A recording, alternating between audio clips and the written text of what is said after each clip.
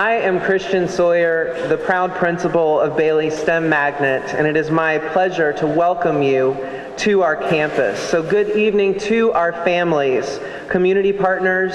I see some teachers, even some scholars in the audience with us, board members, Dr. Register, our fellow school leaders, and to our East Nashville Advisory Council. Let me open our evening together with thanks to each of you for all of the time and attention you have given to this important discussion. We know that you, like all of us, are part of this discussion because you have a heart for kids in East Nashville. I'm especially thankful to our representatives on the East Nashville Council, Ms. Julie Hosfjord and Ms. Angelica Cooks-Lucas, for all the time and careful attention and passion they have given to this discussion. Let's give our East Nashville Advisory Board a round of applause.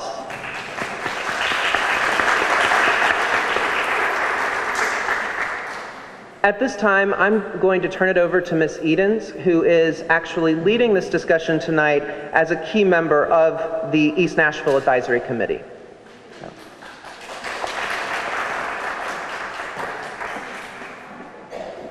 Good afternoon.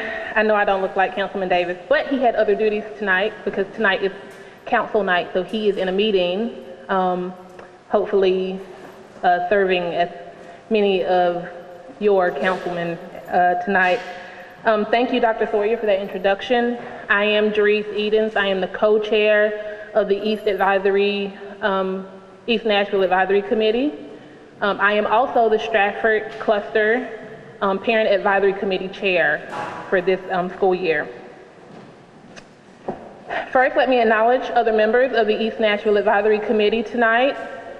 They've taken lots of time out of their busy schedules in their lives to have this discussion about education, and I'd like at this time, if you are a part of the East Nashville Advisory Committee, to please stand.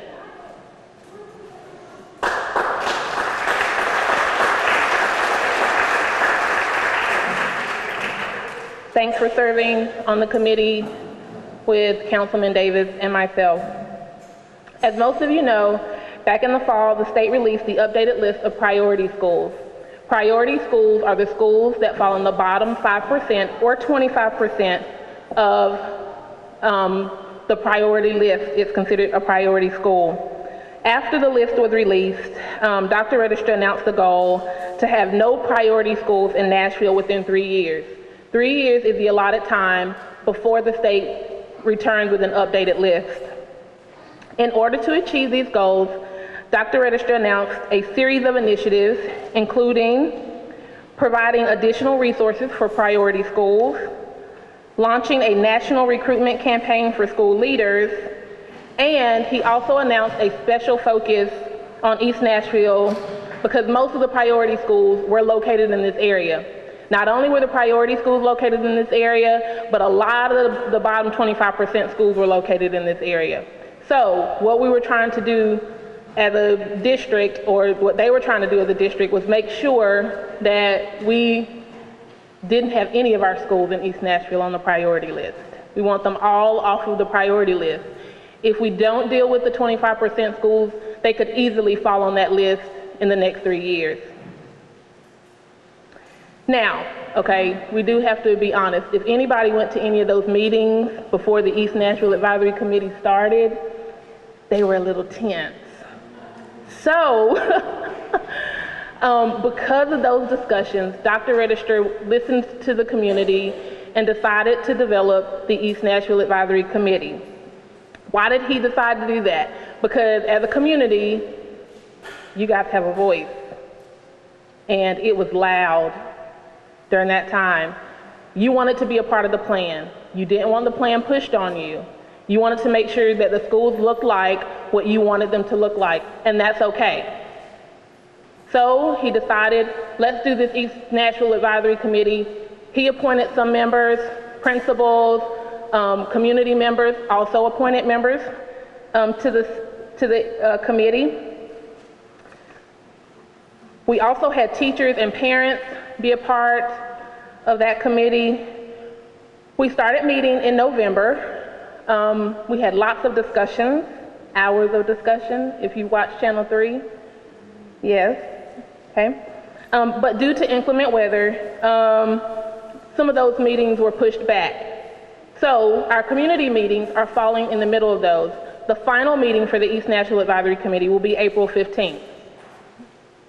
We discussed several topics in the meeting, like turnaround strategies for all struggling schools, social emotional needs for priority schools, the need for increased community involvement, academic alignment, mobility issues and transportation, K through 12 program alignment and pathways. Now that one came up a few times, so we made sure we had to focus on that one.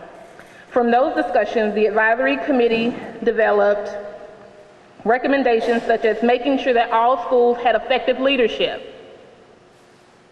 The leadership would be in place to improve student performance and build the school's marketing. We also recommended that turnaround plans for the bottom 25% and 5% schools are relevant, specific to students' needs, and implemented as proposed.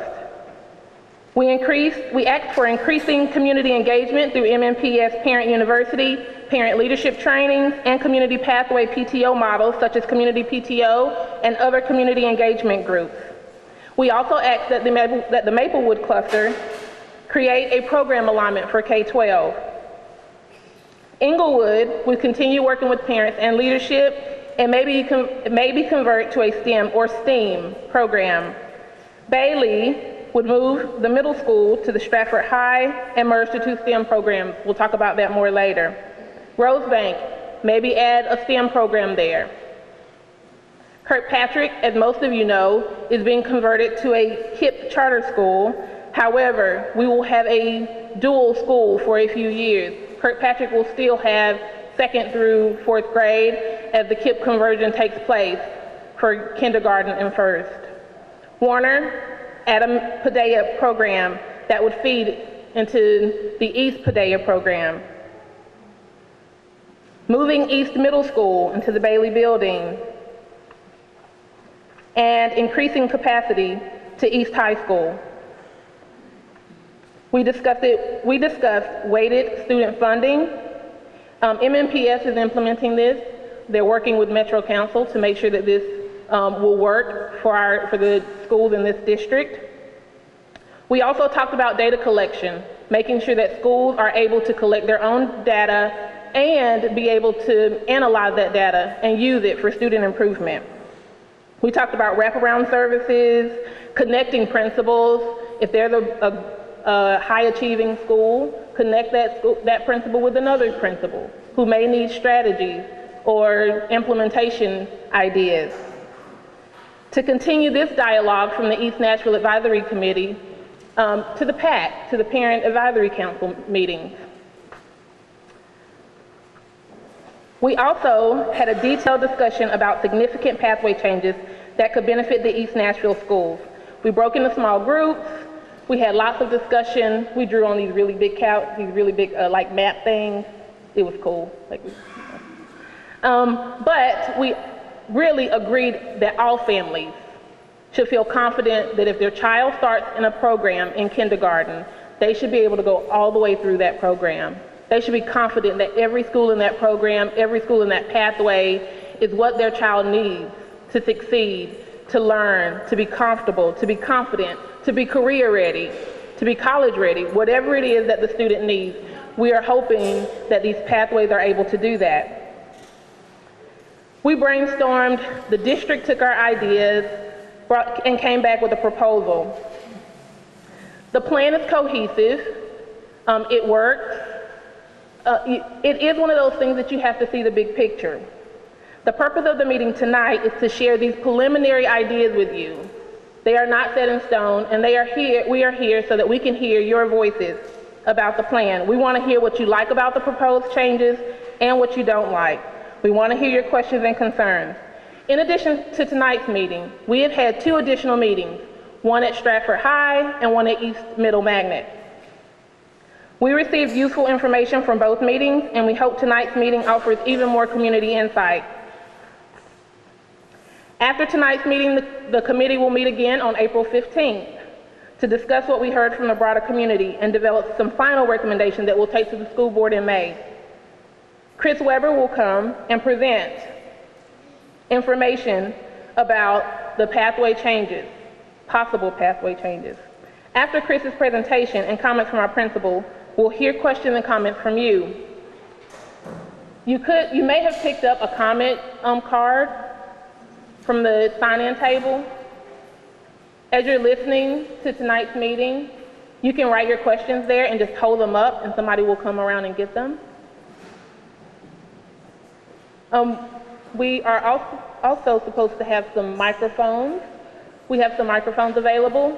After Chris does his presentation and the principals speak, we'll allow time for the microphones to just kind of travel around and see if you have questions. We will take questions at the microphone for approximately 10 minutes and then ask questions from the cards for the remaining time.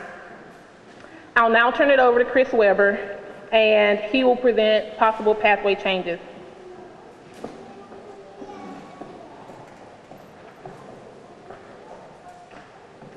Thank you and good evening tonight. If it's okay, I'm going to take the mic and stand in front where I can reference the laser pointer on the presentation. What I'm going to speak to you tonight about is that the East Nashville Advisory Group worked to brainstorm on the pathways and the proposed pathways. We then helped to develop those into a cohesive plan, and that's what I'm here to present to you tonight, is specifically referencing those pathways. To get started, when you came in back here, you saw 2 high school cluster maps, so we're talking about the Stratford and Maplewood clusters when we reference East Nashville. I'm then going to cover the actual pathway charts that you see over here to the left, and everybody should have picked one up. They look like this when you came in. And then I'll walk through the specific changes. So to begin with, what you see is the Maplewood cluster, which is the western border here, and then the Stratford cluster, which comprises the eastern border. These are the 2 clusters, the high school clusters that we reference when we're talking about East Nashville. So when you came in, you got a 2-sided chart for the pathways. One side shows the current pathways as they exist now, and the other side shows the proposed changes. So this shows the current feeder charts, and what you see is across the top are all the high schools, and across the middle or across the center are the middle schools, and then all the elementary schools are listed at the bottom. They are all vertically aligned into a cluster pattern. So this is the Maplewood cluster, the Stratford cluster, and then the East cluster over here, and then the charter schools are listed to the right.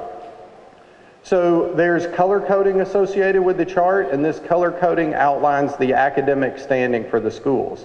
So if it's in green, that means the academic standing is a good academic standing school. The yellow are schools that are in the bottom 25%, and the red schools are priority schools.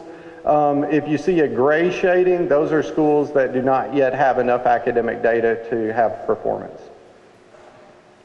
So to get started, the Maplewood cluster, there are no changes recommended for the Maplewood cluster at this time.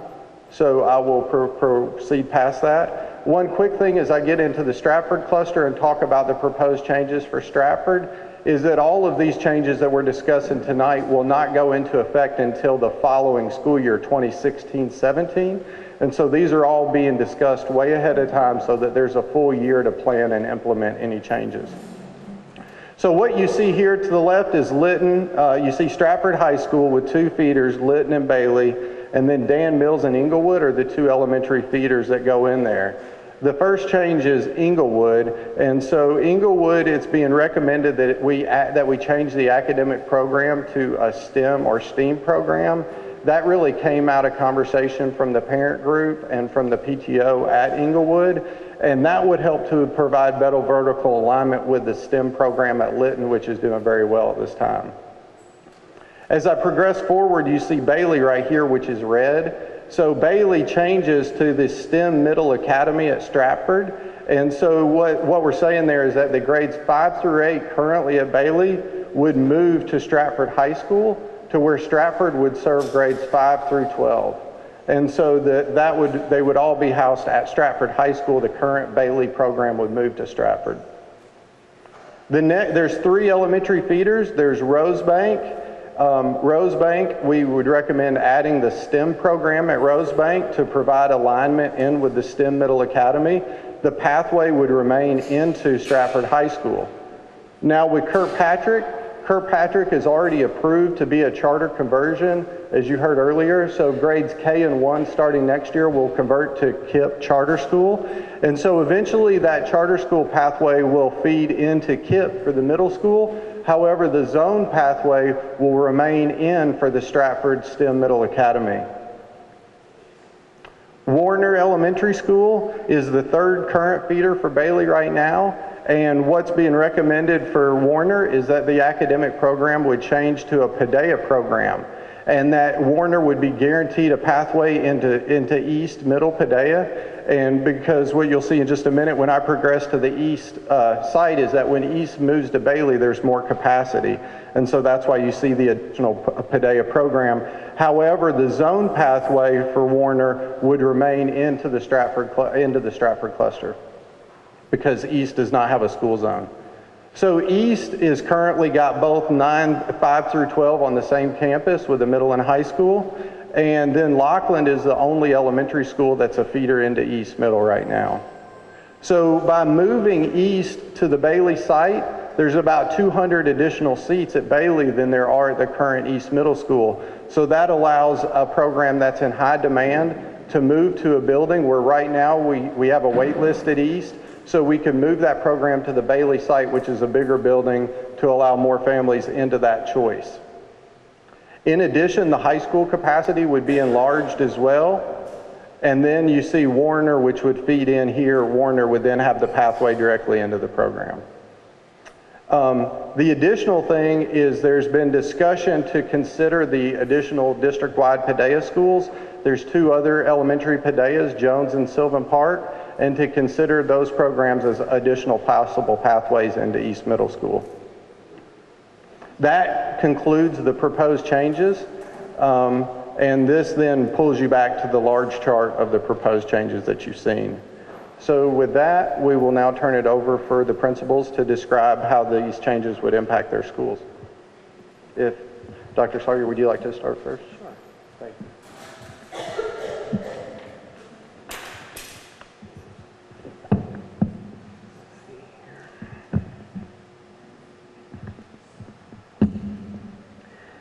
So I was asked to prepare thoughts on the impact on the Bailey community. When I hear the proposal we are discussing tonight, I am reminded of promising work that is occurring in Akron, Ohio, where they built a 5 through 12 STEM program called the National Inventors Hall of Fame School, which is one of the top STEM programs in the United States. I can see the merit in closely integrating with the Stratford pathway and capitalizing on the strong work that is occurring, for example, with the Center for Science Outreach. I firmly believe that when we as a community work together, we can achieve anything we set our minds to do for the youth of East Nashville. We must have nothing short of world-class schools in our East Nashville cluster. We certainly know that we have the brilliance in the young people in our community to do this, as well as the talented adults among our educators. Tonight, I can see the long-term possibilities, but I'm also giving thought to the short term and believe that in order to get to the achievement of the long-term vision for success, we must get this transition, or any transition, right. If we are going to make such a transition, it is my hope that we all commit to taking a magnifying glass and studying what is working at Bailey with our scholars, teachers, and families to move our school forward. Enormous efforts, focus, strategy, and grit have been poured into the turnaround work that is obtaining results worthy of thoughtful analysis. As for some examples, I highlight the results that the teacher leadership model we built through our deep partnership with Vanderbilt University has obtained for our students and our school. While for too long, Bailey has suffered from the lowest of teacher retention rates in our district, We now have seen through this teacher leadership model Bailey's talent profile significantly improve as we were able to recruit and retain some of the highest performing teachers in the state of Tennessee as measured by the official teacher evaluation and student testing system. This is important because I believe we must carefully find what works to bring the most talented teachers to our most underserved schools. And our teacher leadership model at Bailey is indeed obtaining these results. I think of Miss Whitney Bradley, who's in our audience today, one of our teacher leaders who also scored among the top in Tennessee's evaluation system and is now a regional winner to be possibly and hopefully selected as the Tennessee Teacher of the Year. Miss Bradley and so many others tonight also in the room are examples of the top talent who came to teach at Bailey in East Nashville to turn it around. Let's stop and give our teachers a round of applause who have committed to East Nashville.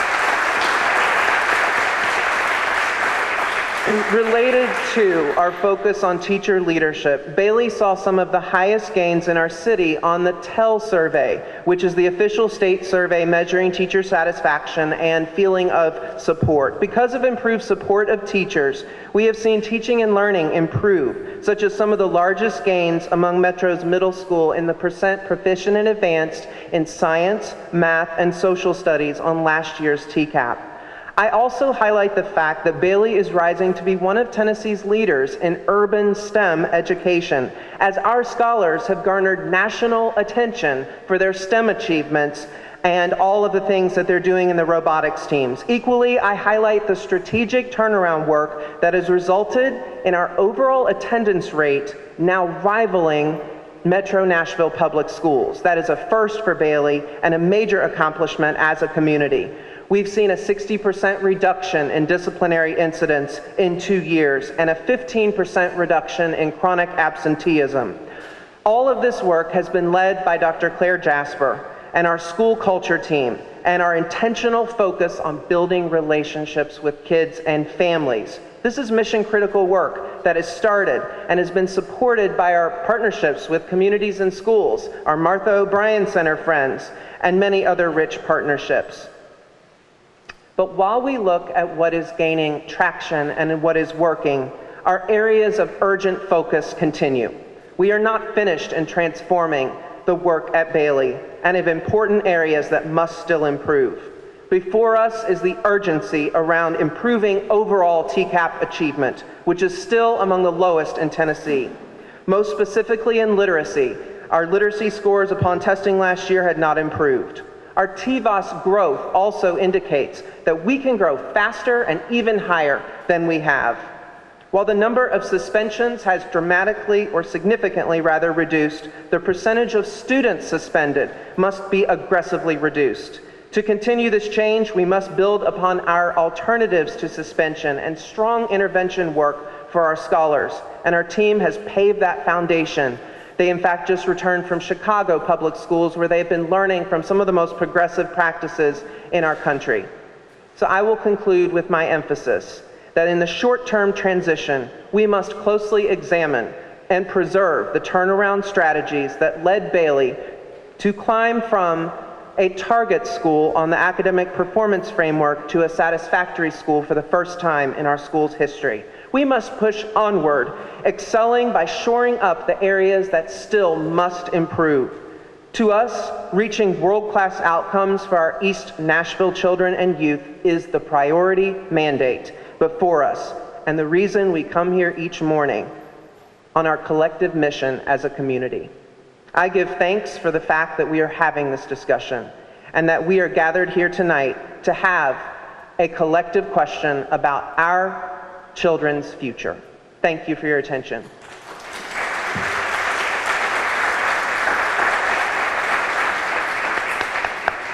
Thank you, Dr. Sawyer. Mike Steele, for those of you who don't know me, I'm the executive principal at Stratford High School. Real quick, I want to take you through a quick timeline of Stratford. So a few things pop out in my head of memories. The day I got hired, I was being walked around the district office, introduced to people, and this is Mike Steele. He's the new principal at Stratford High School, and the looks and the comments that I received, oh Lordy, you have to, you have to be, it was real disappointing for me. because that's the beginning of a failing school, is that kind of attitude. And then I met with my boss, and my boss said, he met with some of the staff at Stratford, and some of the staff, one in particular, an administrator, lowered his head and said, "These kids cannot do STEM work." Okay, I kept going. So we started day one with a turnaround vision for Stratford. First day of school, Dr. Register came to Stratford, and he said to me, I don't know if you remember, boss, but he said, "Michael, where are the students?" I didn't understand because class was in session. I said, "They're in class, sir." He goes, "All of them?" I said, "They're all in class." He said, "You're not going to believe this. I mean, in years past, there'd be 40 students in the hallway, and when you told them to go to class, they just kind of look at you. You couldn't get them to class." I said, "Well, that's not that way anymore. It's not going to be that way ever again." And so we started building a team, a very, very strong team at Stratford High School that is consistent today. I want to thank my administrative team for being here, and I see Dr. Mulligan in the audience too. I want to thank her for being here as well, one of our partners with Vanderbilt, and I see a lot of familiar faces. Thank you, parents, for being here. Another milestone was when I got a call from the Nashville Association of Realtors who wanted to meet with me desperately. They wanted to bring 40 realtors to Stratford. A couple weeks later, we hosted a little breakfast for them, and they said, let me get to the bottom line. The bottom line is we cannot sell homes in East Nashville because of Stratford High School. And I told him now that's going to change. I told him then it was going to change, and if you look now, they're building $370,000 houses across the street from Stratford High School. That means a lot. I saw the mayor one day at a meeting, and he said to me, "Michael Steele, the city of Nashville owes you and your staff a debt of gratitude for what you've been able to accomplish at Stratford High School. This past year and the year before, we had the highest ACT gains in the district. We've raised our ACT scores over 3 points. When I first got to Stratford, one of the first things I did was have every student in the building tested for their reading level. 75% of them were at 4th or 5th grade level in high school at Stratford High School. Last year, we had the highest gains in English 2 in the entire district. We had the highest graduation rate gains in the entire district. I understand I wasn't able to make the last meeting. I understand someone said that there was a 50% graduation rate. That's totally incorrect. It's a 75% graduation rate, and this year it'll be closer to 80%. We're drilling everything down to the final thing. We have, just like Bailey, some of the best educators I've ever worked with. East also. All 3 schools are challenging. Let's not make any assumptions that they're not. They're all challenging with all unique things to solve, problems to solve.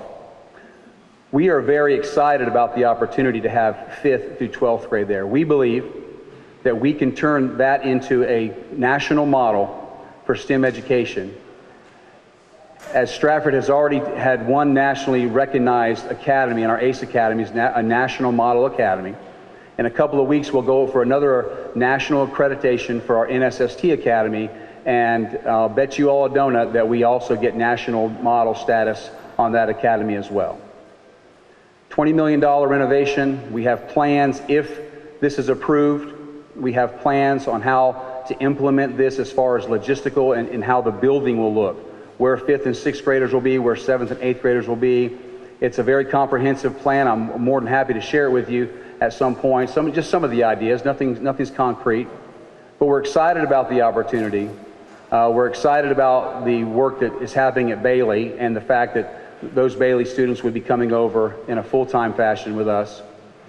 We started the Day of Discovery this past year where Lytton and Bailey send 7th and 8th graders over, and they spend one day a week at Stratford, and that's been a phenomenal success, and we hope to continue that, but we're also very excited about reaching 5th graders and 6th graders as well. So I want to thank you for being here. It's been a very interesting 4 or 5 months for the discussions we've had in East Nashville. We are excited about this possibility, and we thank you again for all your time and attention. It's great to see passionate parents and community members. I've never seen it in my entire career as strong as it is in East Nashville, and I'm very proud of that. So thank you.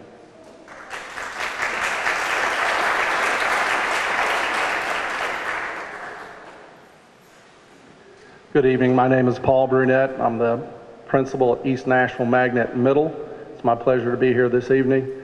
I also want to stress what we're about at East Nashville Magnet, being a Paideia school. I think the impact of the plan, which was already mentioned, but in the forefront, is that it's going to increase capacity as far as students are concerned. If the middle school is moved to Bailey, then East High School will increase its enrollment there from 700 to 1,200 students. The middle school, by relocating to Bailey, will increase by 200 students as well. I've been at East for the last 6 years in the high school as well as the middle school, and it's been a real pleasure to see our program grow. With the planned growth of Warner becoming another Paideia school, that's a natural fit for us in East Nashville as far as the pipeline is concerned. I do believe that those are the pluses, along with some of the other Paideia schools. Our teachers are some of the best, just like you just heard from our other two principals here. They also conduct professional development in Paideia for the other Paideia schools throughout the district. I believe one of the concerns that was mentioned the other night happened to be, well, if they move the middle school to Bailey, the parental concern was it breaks up the 5 through 12 pathway. So you have to look at the whole picture there. I do think this is a great opportunity as far as growing the Paideia program, and we'll just wait and see how this turns out. But thank you for being here this evening and welcoming us. Thank you very much.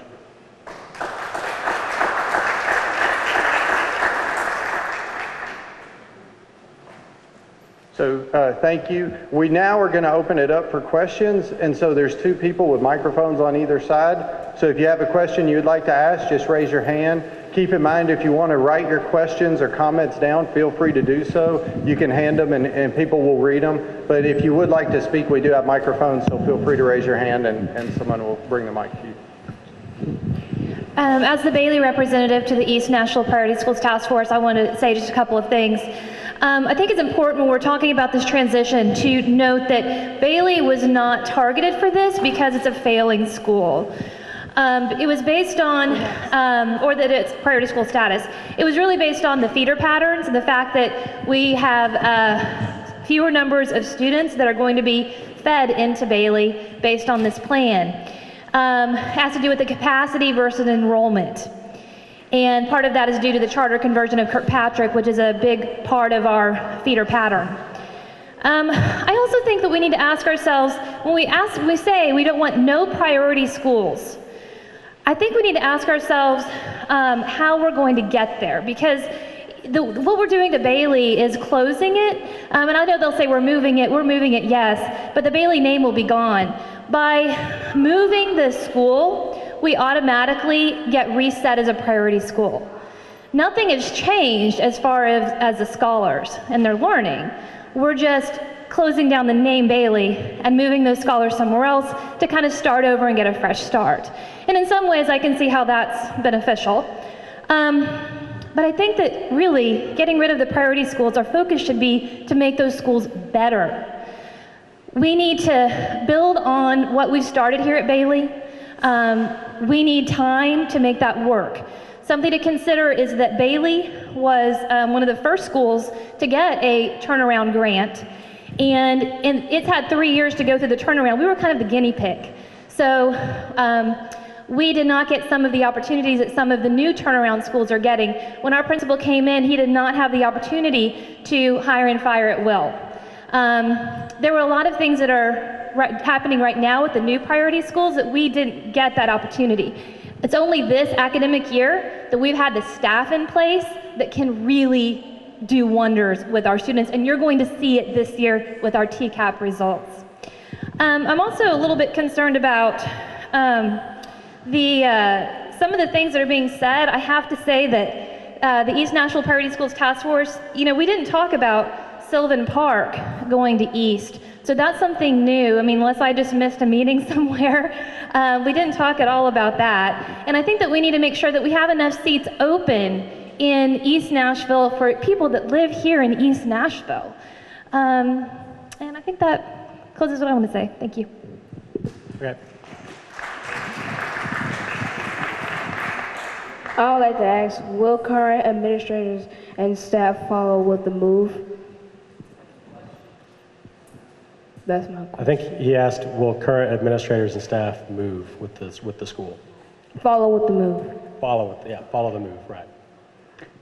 Our plan would be to relocate the faculty, including administrative staff. Of course, that's 2 years away, so you know, there are changes on faculty from year to year. One of the things that we want to create is stability, so our goal would be for leadership and teachers to move. I think one of the concerns I heard Dr. Sawyer talk about was the culture that's been created in the school here. I think that's very important, and what we want to do is build on the positive things that are happening now here at Bailey. The opportunity at Stratford to do the 5 through 8 is outstanding, but you don't want to lose what the good things that are working. Thank you.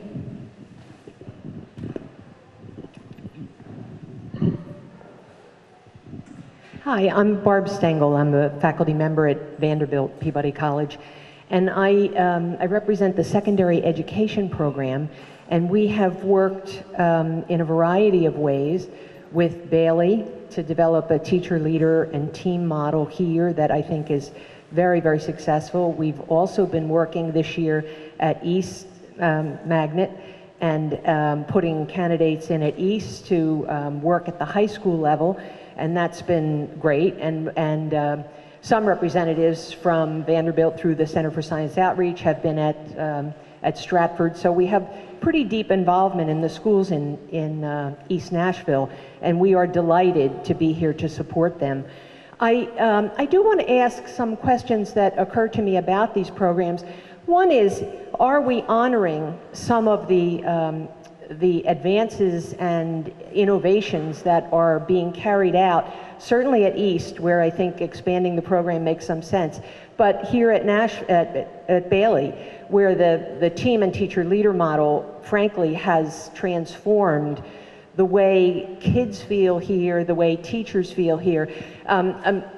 A district representative called me about a month ago and said, Barb, how do you tell when teachers have grit, when they can persist? And I said, we don't look for grit existing in individuals. We like to work in schools where we are creating the conditions for good and intelligent people to demonstrate grit. And I think that's one of the things that we've worked with Mr. Ball at East to help there, but especially here at Bailey. And I hope that we don't lose the efforts that we have made, not just through Vanderbilt, but that through Dr. Sawyer and the faculty here, because of what they've done. The question that I do want to ask, though, about the feeder pattern, it makes sense in some ways if you're going to have a STEM pattern and we have seats in the schools to move a STEM school to Stratford. That makes perfect sense to me.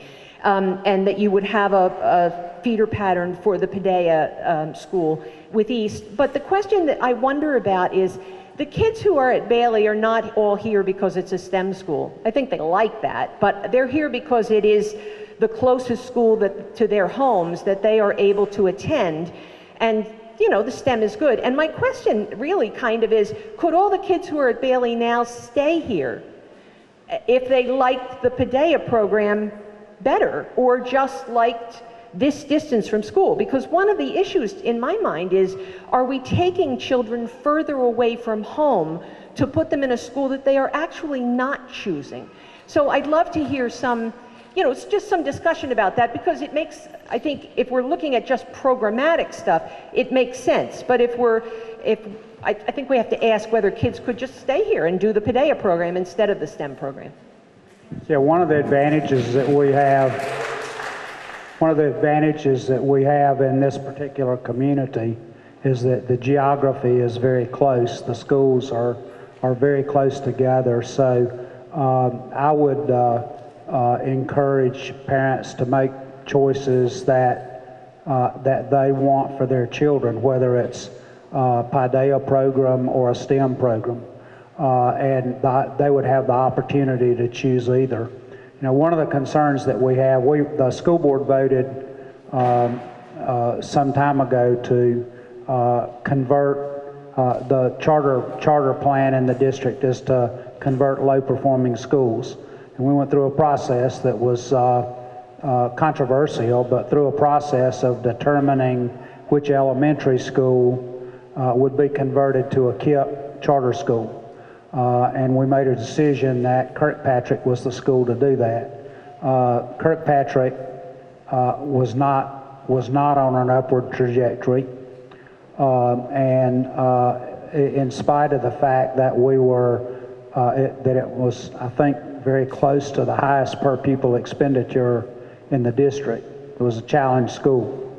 And so we made it, and we weren't seeing the results that we needed. So we made a decision to convert Kirkpatrick to a KIPP school. Now KIPP will have a K-12 pathway, and my expectation is that more than 50%, perhaps 75% of the children who move through the KIPP program at Kirkpatrick will go on to KIPP middle and high.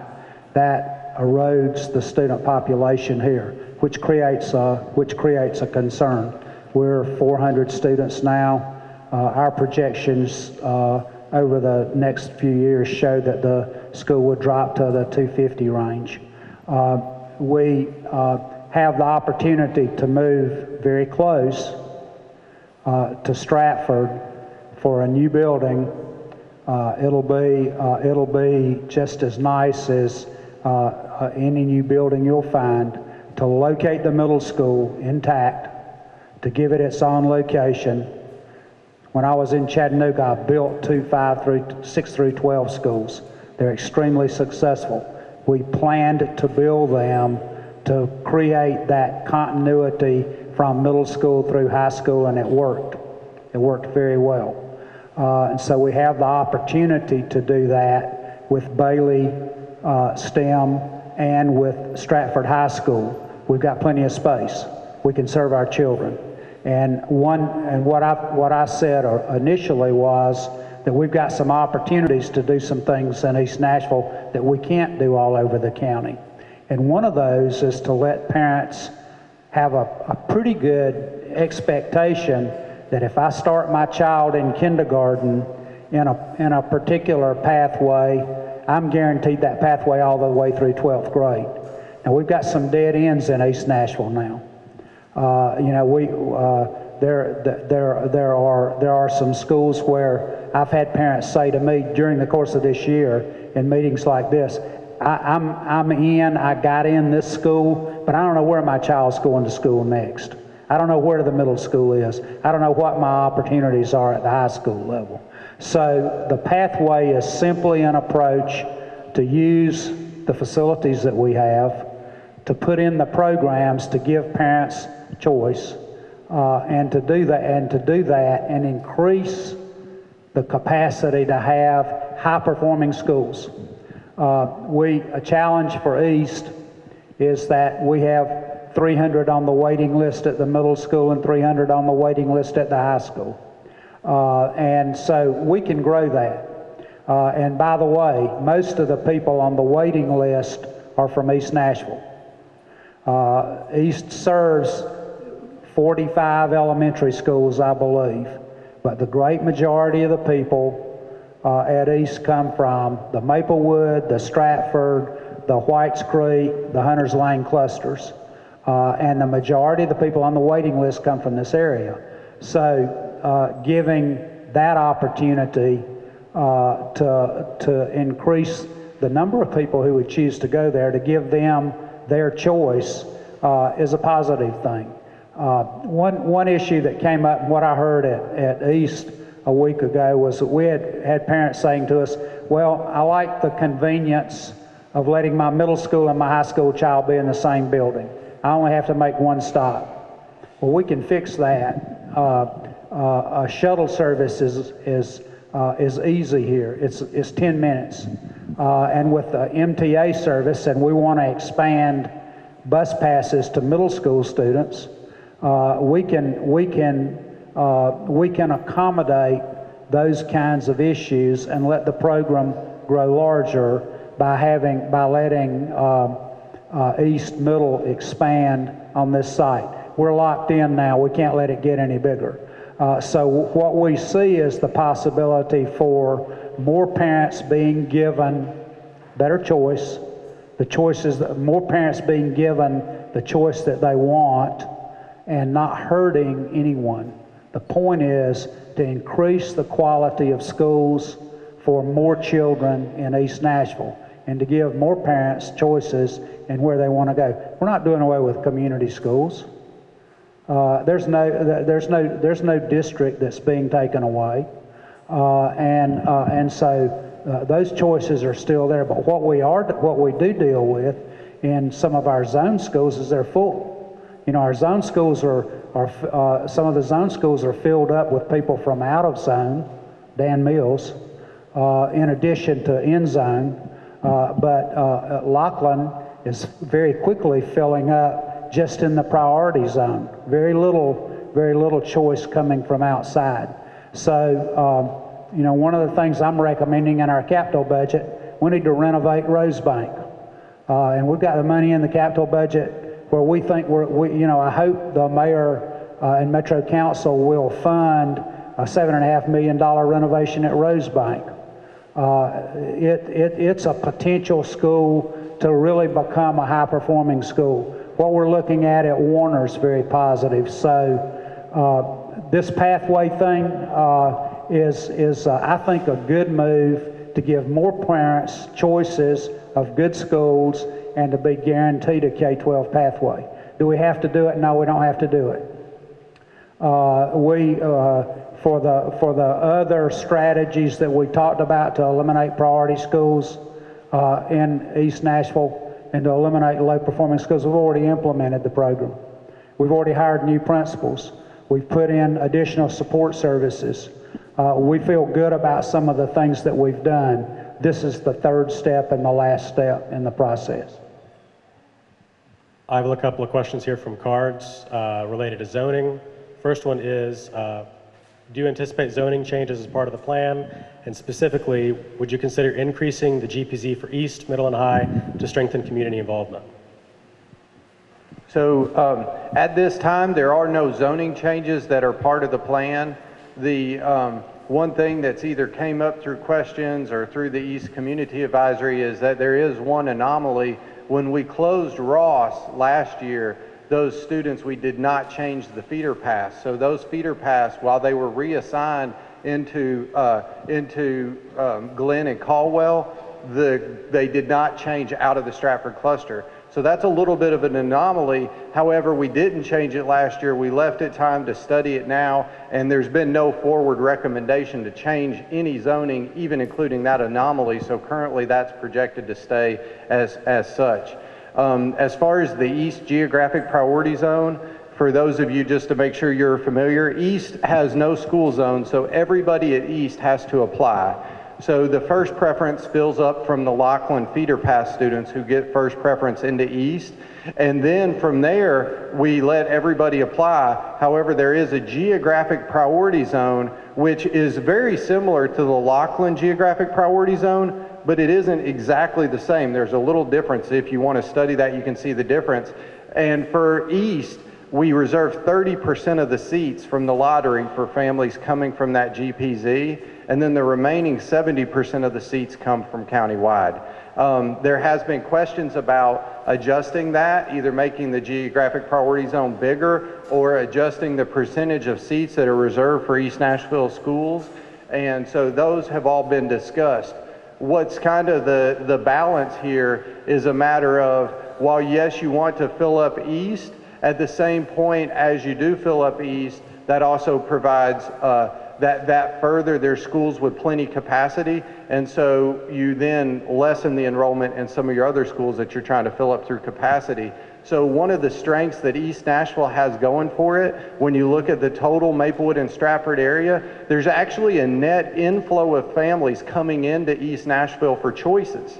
Okay, so that net inflow is currently helping to support the enrollments at schools like East and at some of the charter schools and at Laughlin and at Lytton and at Dan Mills. So these schools are actually attracting, because of these strong programs, are pulling people in. If we change patterns to constrict first preference for East family students, we run the risk of essentially exacerbating some of the capacity problems.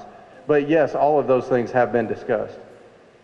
Yeah, the only thing I'll say that I'll add to that is that when you increase the capacity at East, more students from the East community will get in, because remember what I said, the majority of applications, the majority of children on the waiting list are from this area. So they would be the ones who would be getting in with increased capacity. One more thing about increased capacity. When it's a magnet school, you can control the enrollment. I've heard one question or one comment from someone, well, it's just going to explode. It'll just get too big. Well, it doesn't have to. We can control the enrollment.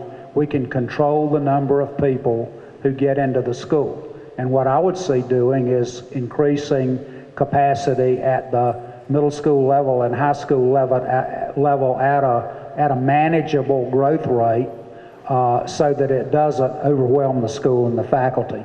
Another misconception from last week I'll answer now. There were some people who felt like when you talk about expanding the enrollment in a school, it means that class sizes go up. Not the case. Teachers go with children. We allot teachers to serve the student population in a school. So as East would grow, as Stratford and Bailey would grow on a different campus, additional teachers come with additional children. So basically what you're saying is if when East move over here, so the Bailey students are going to stay here if they choose to stay here, right? They don't have no choice. You're going to send them on to Stratford. Okay, so where is the other? So let me clarify. So East is a choice school. When East is located here, the plan would be to relocate all the grades at the same time and to relocate the grades from Bailey to Stratford at the same time. But every parent involved in that with their children would have a choice to say, I would like to go to Bailey at Stratford, or I would like to go to East at Bailey. And with the capacity that we have, we should be able to serve every parent's request. So if the kids from Bailey's want to come to East, they get their choice. Okay. So when all the East kids come here, and then the ones that you take off the waiting list, you say there's 300, right? On the waiting list. At the middle school, which that's what you fixing to put over here. And it's how many over there already? So we're going to top out about 600 over here at that point then. So what chance is it for the kids that's here at Bailey's to get in here if you already got a top off? So first off, is your question the priority? How do families come into East if they want preference for East? And how do we basically assure seats for that? Well, when we move East Middle Padilla here, there's an additional 200 seat capacity. So essentially, the size of the Bailey building is 200 students larger in capacity than the current East Middle School. That's roughly half of the Bailey seats now, because Bailey's enrollment is about 400. And so what Dr. Register is saying is that when Bailey moves, while we would expect a lot of the parents to want to go with their teachers and go with the program, to the STEM program into Stratford, those families would have the opportunity to apply. This plan is being crafted and we're asking for your feedback. So one of the things that could be written into the plan is that any student impacted by it would receive first preference. And so therefore it isn't written in the plan this way, but there's nothing preventing it from saying that when a Bailey student who is impacted by this change would get first dibs at a seat at East or Bailey. And essentially we're doubling the size of we're adding 200 extra seats, so essentially there's enough capacity to accommodate that. Yeah, well this and so there's not a written plan. And so you know, your input on that's really important. Our first priority ought to be to accommodate the children that are already in these schools. That ought to be the first priority. So we, like on a much bigger scale, we did in the rezoning in 2009. We had a zero default. We talked to every parent and the entire Pearl Cone cluster about their choices and gave them the choice that they wanted between Pearl Cone and Hillwood and between the middle schools affected. Zero default. Not one parent was placed somewhere without making a choice. And we can, and this is a much smaller scale process and a much simpler scale. Remember, our goals are to give parents choices where they want their children to go and to give them good schools. That's what this is about.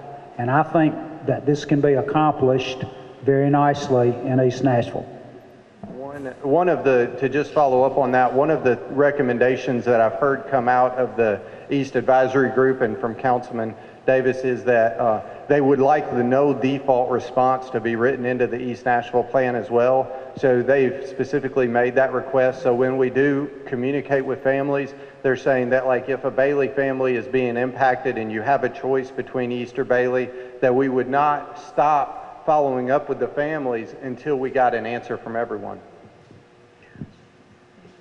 So is the kids that's coming, the East Middle School kids that are coming here, are they, when they go into the 9th grade, are they going to automatically go back to the high school? For not, yes ma'am, so this grades 5 through 8, right now the middle school is in its own building on the east site. I know, I got 3 kids there. Okay, and so then what would happen is the same structure would be in place, although Paul, if you want to talk about a little bit, they've talked about maybe putting the 9th grade academy in that middle school building, and so if you want to describe the program changes there. Essentially, that's what it's going to be. It's going to be a 9th grade, possibly a 9th, 10th in what is the existing middle school, and then 11th, 12th primarily in the high school building. And again, by increasing the capacity, you're talking about presently in the middle school, we have 120 students per grade level. That would go up to about 170 to 175, allowing for students not only from Laughlin and Warner, but of course Bailey as well. So, and the other thing, I think Dr. Register said this, is that we pull from all over town, and we have students from Old Hickory, from Madison, Antioch, from all over town, and so that's a huge positive that parents want to send their students, not only from the East Nashville community, but all over Nashville. So the kids that are on the waiting list, do they get in or they just stay on the waiting list? There are only so many selected spots, and so once those are filled, they're filled for that existing school year. So that's from the lottery. So there's a new wait list every year. People would be allowed to apply, but that happens every year. You don't keep a spot from one year to the next. So we're talking about year after next, a new wait list. This woman has been waiting very patiently for her opportunity to speak. Hi, I'm Whitney Bradley. I'm, I guess, the Mid-Cumberland Regional Teacher of the Year. Thanks.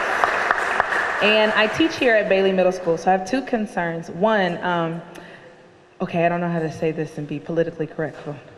Okay, I wouldn't work for anybody other than Dr. Christian Sawyer. And so my concern is twofold. We are in a literacy crisis, and although we are in a turnaround, the resources that we have here, the class sizes that we have here, are monumental to the success of the Bailey students. I've heard that we are going to, staff will be moved and administration will be moved, but my question is, has there been deep thought and consideration placed to what resources also go with us to Stratford? Kevin Haggard is invaluable to our faculty, and so are our deans, and so is our chief of culture, and we're a Bailey family. And so I know it's really easy to look at how many students we don't have, but it's just so important if you're going to keep teachers like me that we are able to have some voice, some say in what happens if we move. Second, this is my son, Nathan. And Nathan is a part of Ross's, good job, Trey. He's a part of Ross's He's a part of Ross's pre-K program. Right now, I don't have any type of priority to keep him in the East Nashville cluster. He's 97th on one of the elementary schools waiting lists, and he's also 25th on another one in East Nashville. That's concerning to me because I believe in East Nashville and I believe in it so much that I put my son in the pre-K center, but it's difficult for me to think through staying in the East Nashville cluster if even as an East Nashville educator, I don't have any form of preference when it comes to putting my son in a school. And so just forward thinking and for planning and for the East Nashville committee, teachers have got to have a little bit more incentive to stay with their students and stay within their cluster. He's got to go with me where I go because it's just me. And right now being 97th on one waiting list and 25th on another, and hearing even that there are 250 students that are going to be waiting to get into East worries me. So I just, just sort of something to think about, incentivizing good teachers staying in the East Nashville cluster. Well,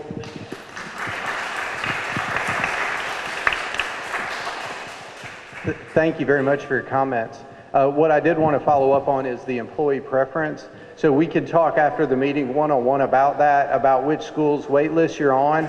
However, I would say that as a middle school employee at Bailey, you do have employee preference to any zoned elementary school. So it would be true that you don't have preference at Lockland, but you do have preference to any zoned elementary school within the Stratford cluster. And so if you're currently on one of those wait lists and maybe something you didn't like, maybe fill out employee preference, or maybe we didn't get, so let's talk after the meeting to make sure that you get the proper preferences. And you will be able to bring your child with you to the school where you work, and the same thing would be true for employee preference at the high school tier as well. Big picture. It is really important to increase the number of high-performing schools in East Nashville. We don't want schools that are not high-performing. So we've got, and that means change. And so the wait list that you talked about and the concerns that you expressed, to me, dictate the fact that there has to be change. I've got a couple of cards right here. Which one is yours? Okay. 2 questions here. What happens to Stratford if the enrollment as a 5th through 12th grade school is low? And number 2, how do you see this change helping with the standing of the students at Bailey Middle School and the other priority schools? I'm sorry, what was the second question? How do you... do one at a time. I'm getting older. Okay. I need to answer one question at a time. I know. So we've made a huge investment at Stratford High School. We've seen a great turnaround there, and by the time we finish, it'll be a beautiful building from top to bottom, one end to the other. And we think, but building alone does not attract students. We think that the 5 through 12 pathway, eliminating a transition, and the quality of the program that's there will increase enrollment. But I got to be honest, it's a struggle. We're holding our own right now, but the trajectory's been down. Same thing's true with Bailey. Bailey enrollment's gone down, not up. And so that's a reach. I want every one of you and all of your neighbors to bring your children to these schools. I want her son to be in these schools. But we've got work to do to get people to have confidence that that can happen. That's the kind of change that we're talking about doing here. Now, what was your second question? Second question is this. How do you see this change help with, was that your question? My follow-up on that is, if we don't get that enrollment. My follow-up is, if we don't get that enrollment, which I'm slated to have a high schooler at Stratford in a couple of years. But if that enrollment isn't there, I know you've spent all this money that's going into this building. What happens? Is Stratford going to be converted to a charter? Is it like what happens when we don't get? The answer to that's no. And so let me say this. Look at Lytton. Enrollment's going up there. We're recruiting kids there. It's a good program. What you have to have a viable high school is a strong middle school feeder group. And so we have one building at Lytton. The enrollment's going up there.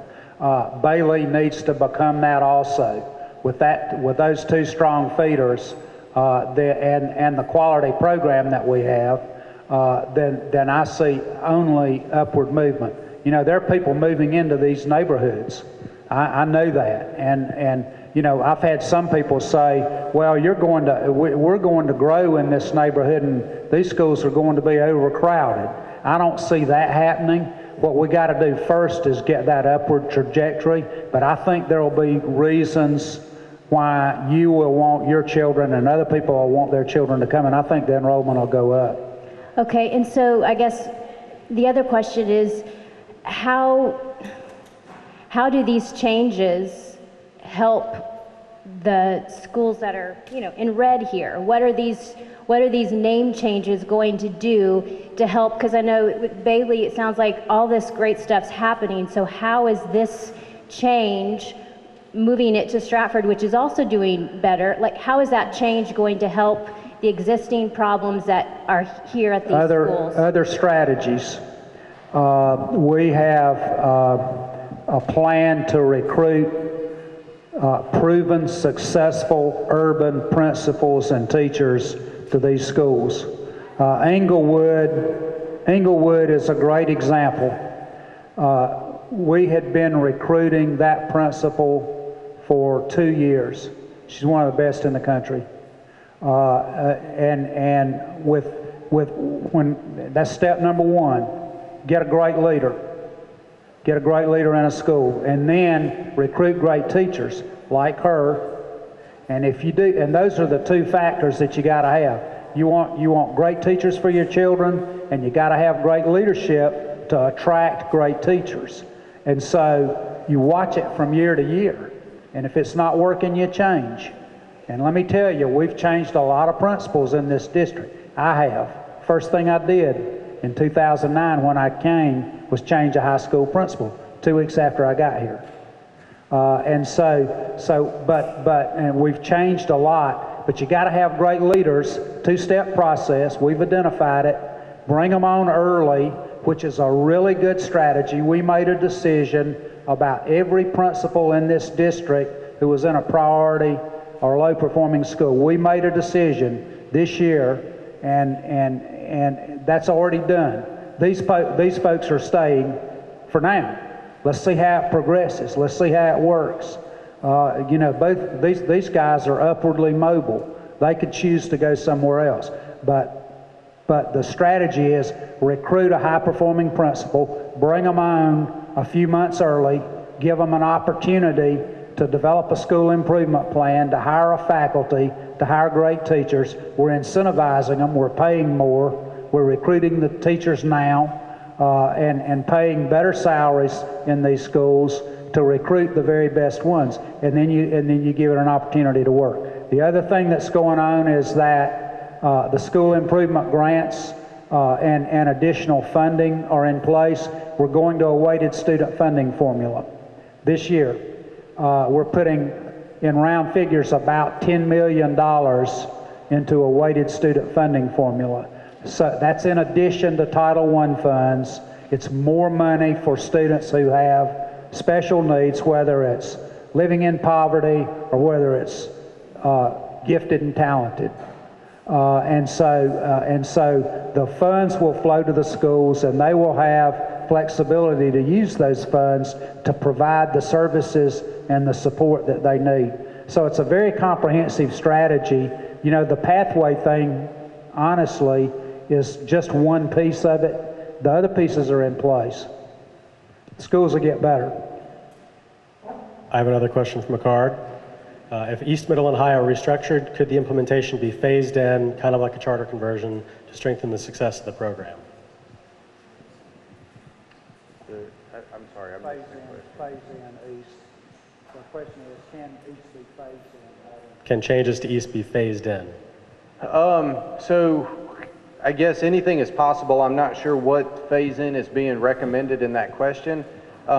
We've thought about different phased-in approaches. One of the phase-in approaches that we really should look at is phasing in some of these academic programs even sooner.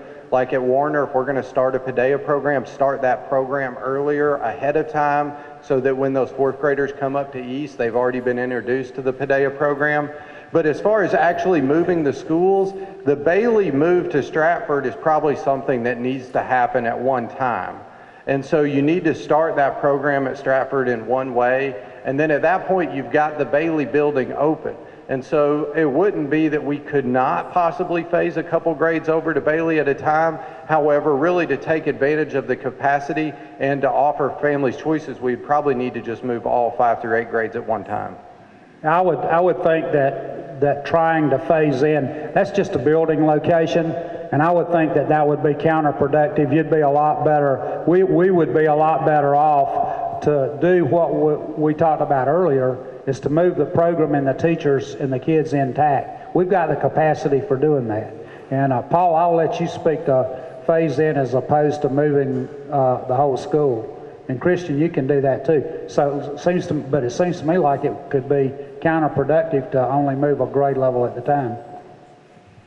I believe that's right. We have a very strong team at East. We've developed 5 through 8 and again 9 through 12. And when you do that, you risk the chance of losing high quality teachers if you move 5th and 6th or a 5th and 6th and then later a 7th and 8th. So in order to do that, because we're such a strong cohesive team, it would be beneficial to move at once. Okay. We're going to take 2 more questions, just to be mindful of time. And Take 1 question on one side and on the other, and then we'll decide to end the meeting for Okay, this lady was next in line. that's fine. I just want to remind everyone, if you have written comments that you want to submit, Ms. Cleveland in the back will collect them for you, and she'll make sure they get to the right person.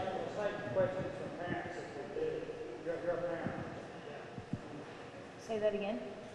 Questions from parents, if that's possible. Questions from parents from Bailey. Is there a parent from Bailey? Parents from parents. Oh, just parents? I'm not a parent from Bailey. That's okay. Okay. I was wondering what will change as far as the elementary feeder pattern into Lytton. There would be no changes to the elementary feeder patterns into Lytton. Inglewood and Dan Mills are the 2 elementary feeder paths and school zone for Lytton. So at this time, there's no recommended changes to that. Okay, thank you. The other one are concerns of parents who could not be here, and they involve grouping children age 9 and 10, the 5th graders, with high school students. They have reservations about having that age span in the same building. And then the last thing I have to say is, has anybody in the advisory committee considered how long these bus transport trips will take for these young students? If school is going to still start at 8 o'clock in the morning. Thank you.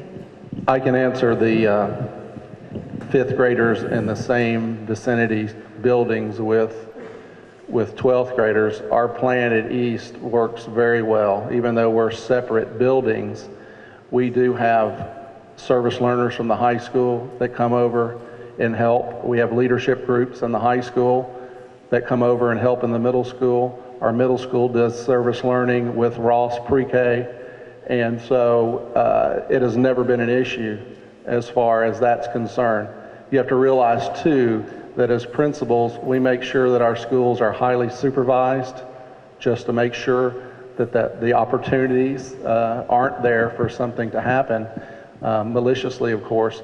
So we plan out things to the T as far as that's concerned. So it's a huge advantage for that, and it's also a teaching model for the students as well, from high school to middle, and then in our case, pre-K at Ross.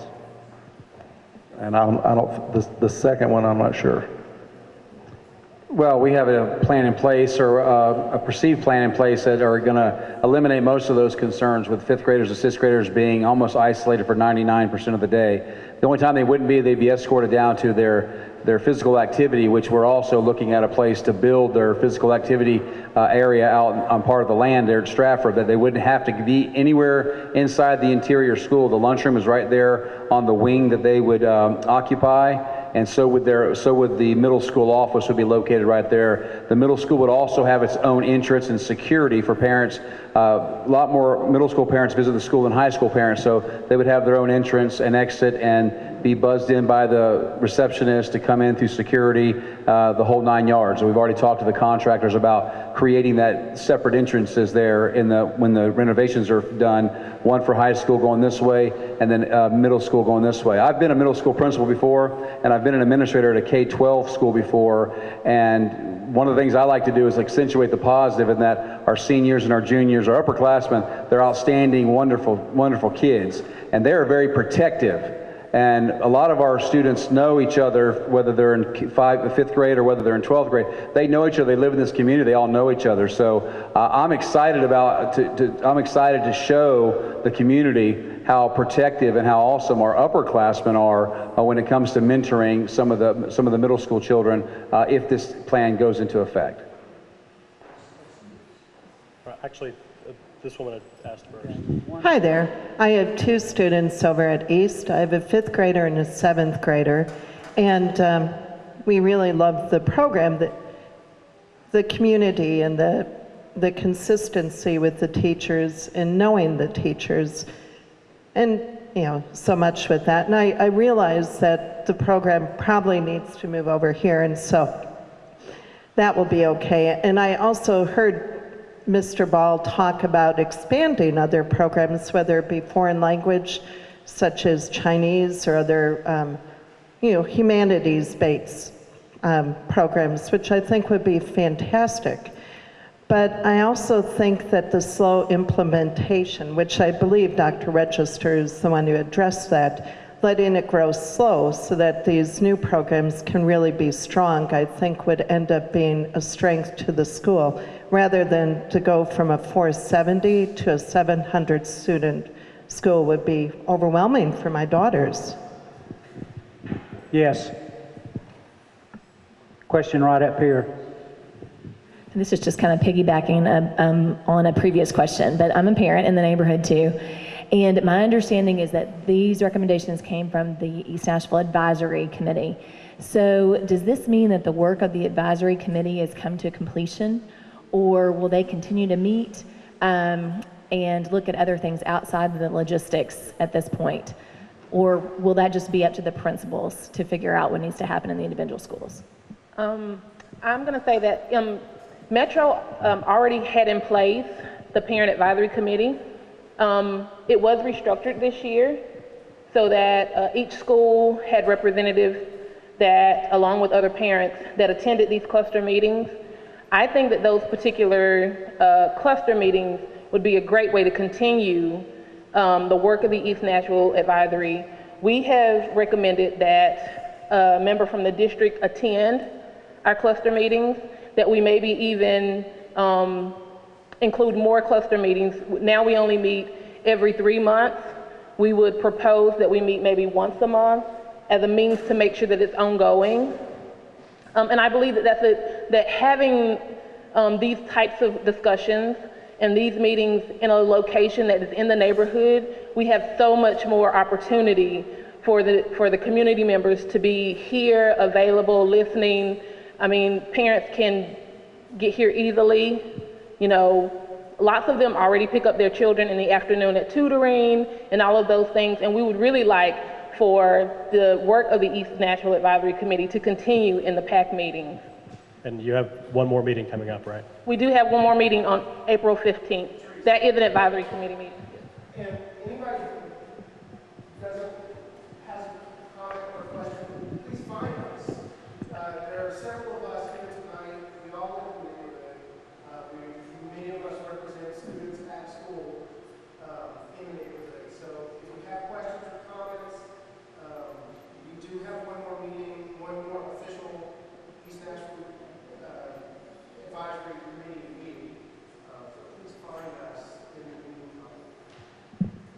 Yes, and to be mindful of time, we are going to close the meeting. If you have questions or concerns, lots of East Nashville Advisory Committee members are in the audience.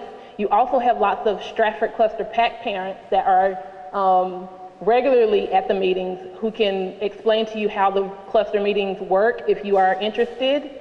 Please see one of us. We all live here in the neighborhood. I live right down the street by Porter Road. You know, we're all right here. We're available to you. Please utilize this particular committee and these discussions so that we can better our schools here in East Nashville and improve our student achievement. Thank you so very much for coming tonight.